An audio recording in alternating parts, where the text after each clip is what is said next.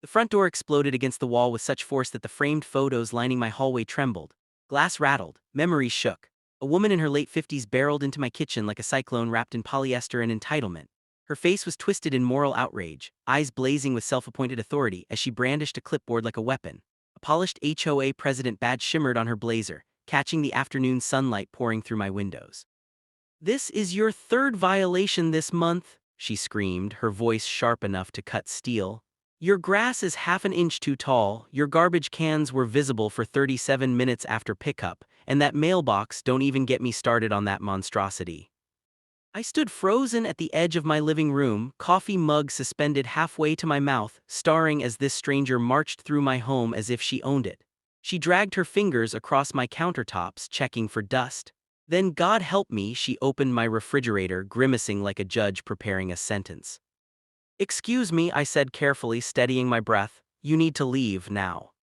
She spun on her heel with theatrical precision, bleached hair whipping over her shoulder. "I am Karen Thompson," she announced proudly, president of the Willowbrook Homeowners Association, "and I have every right to inspect properties for compliance."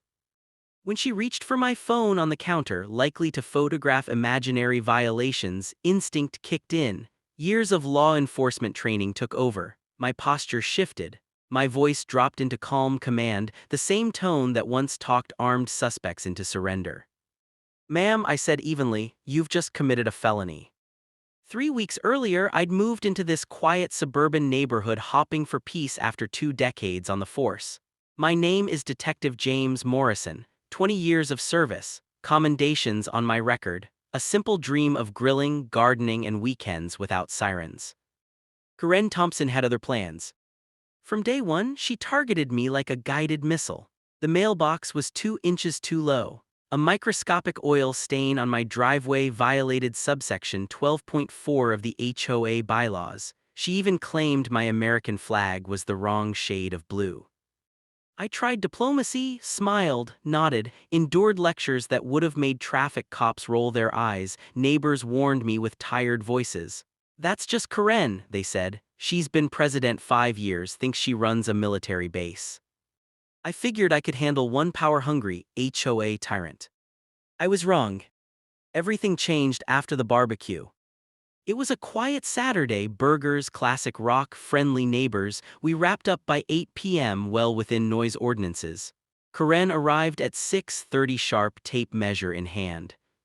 4.7 feet, she declared triumphantly, measuring my grill's distance from the property line.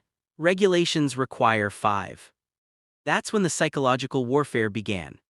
Typed notes appeared daily, all caps. "Your hedges are asymmetrical. Doormat not regulation brown. Vehicle parked incorrectly 414 minutes." She photographed my yard over the fence at all hours. Once I caught her on a stepladder peering into my garage like a raccoon in pearls. She claimed she was documenting architectural inconsistencies. Then came the gossip. Neighbors I'd never met already knew about my violations. Karen had created a Facebook group dissecting my home like a crime scene, complete with photoshopped images to make my lawn look dead. That afternoon, I was replacing warped fence boards in my backyard. Headphones on, classic rock playing. I didn't hear the front door open. She did. Karen had been watching. When I came inside 45 minutes later, sweat-soaked and thirsty, I stopped cold.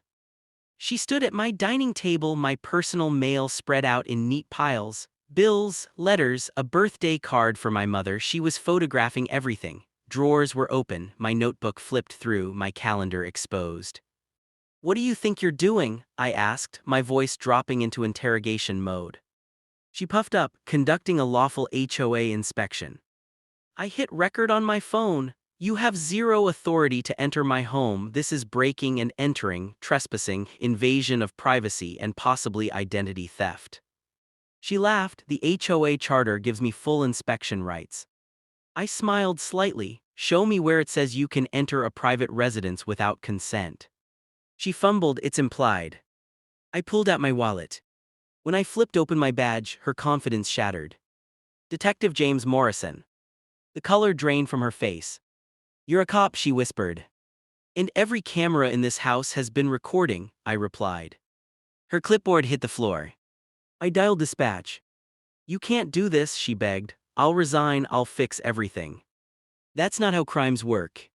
Minutes later, officers arrived. The footage spoke for itself. Ma'am, Officer Martinez said calmly, put your hands behind your back. I know the mayor, she screamed. None of it mattered. As she was cuffed, neighbors emerged. Applause started, someone raised a beer. The DA charged her with trespass, unlawful entry, and attempted identity theft. She lost everything. HOA presidency, real estate career, reputation. The final headline said it all. HOA president arrested for breaking into officer's home. Control, once her greatest weapon, was gone forever.